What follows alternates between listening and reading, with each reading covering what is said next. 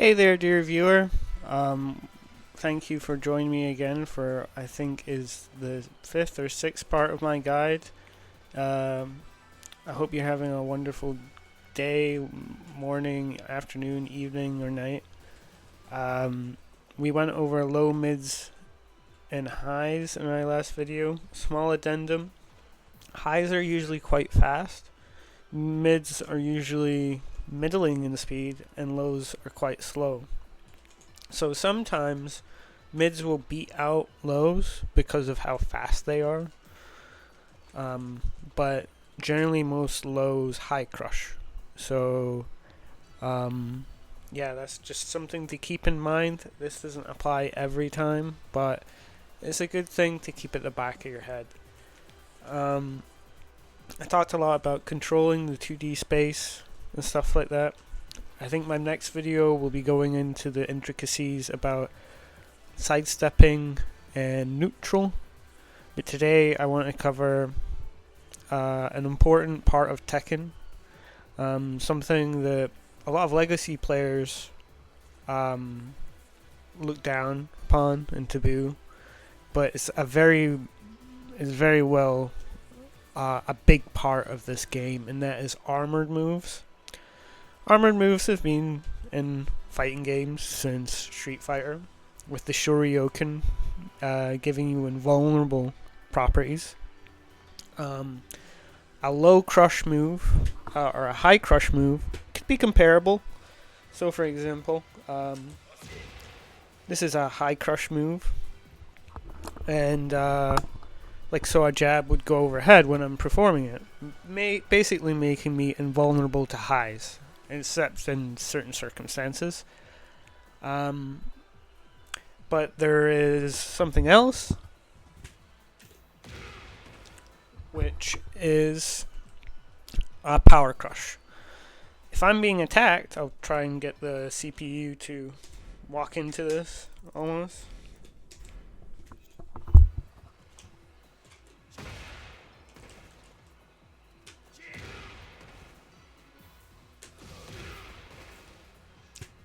He just doesn't want to press offense. Right. So you notice there that attacks were being absorbed. So power crushes are a powerful property in Tekken. Basically, whilst you're performing them, you're invulnerable to highs and mids, and they're an important part of Tekken. Basically, if you think your opponent is pressing too much, you can just throw out a power crush and just skip their offense if you make a good guess. Though power crush loses to lows and grabs. Now I haven't touched much on grabs, but I just need to finish power crushes first. Now, there's two other forms of power crush that you're going to be very familiar with when playing specifically Tekken 8, which is this, a heat engager, and rage. Now, if you've played Tekken 8 for more than 2 games or something like that, I'm sure you're very familiar with rage. Maybe not so familiar with this and why it's good, but I'll start to explain. Okay, so basically, in Tekken 8, there are these armored moves which are designed to kind of rubber band the flow of combat. When you get attacked during the armor, it becomes recoverable health that you can recover from hitting people, etc. And they're quite hard to deal with. A lot of them are high, so you can duck them, or they're very sidesteppable. This one is very linear, but it will beat almost anything except for a low. And it comes out at 16 frames. It is hard to predict when this is going to come out and beat it. And it's a way to reset neutral. It on block is +1. So what a lot of people will do do like this and then follow up with a jab string, because the opponent will think it's their turn to press. So it's very good against mashers. On hit, it's +2, so you can get out a 12 frame or an 11 frame move right after that, which is very good. This is something that you're going to have to bring into your game plan. Using this is a very good way to reset a round. Rounds can be decided within seconds. It just takes a flow of bad guesses. But if you can get up and then do this, and they're not sidestepping, you've got back your turn. You can start pressing or not pressing based on what you think they're going to do. This one in particular, we talked about this one. It's a mid as well, so you can't duck it. There's so many things about how strong this is, but we'll get into it as we explore the heat system in other videos. Just know that power crushes are very strong. Do not feel bad about using them. They're part of the meta of this game. A lot of people say this is throw power crush low mid the game.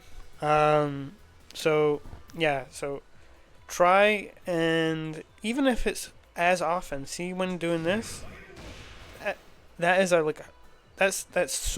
a good way to get in your +2. You can press on your frames, you can start mixing them up, and as I said, if you're +2 in front of them, they can't react to anything that you're going to do at that distance. You can hit them with a low that will knock them down, or a mid, just based on what you think they're going to do as soon as the neutral resets.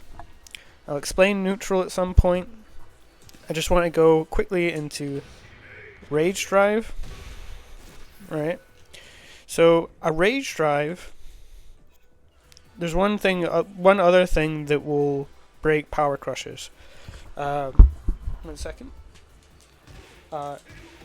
Charge moves and heat crushes. Now, heat crushes will crush all power crush moves. It's always good to keep in mind not to do PCs whilst the opponent is in heat. PCs tend to be slow, not always. So you can heat smash them out of it on reaction. But rage doesn't lose to heat smash, doesn't lose to lows, can't be grabbed out of it, doesn't lose to mids, doesn't lose to highs, and they track really well. In a Tekken 8 round, you are likely to see 1 or 2 PCs per round.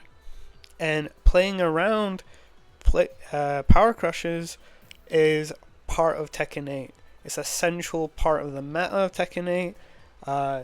This is stuff that you are going to have to think about and develop a game plan around.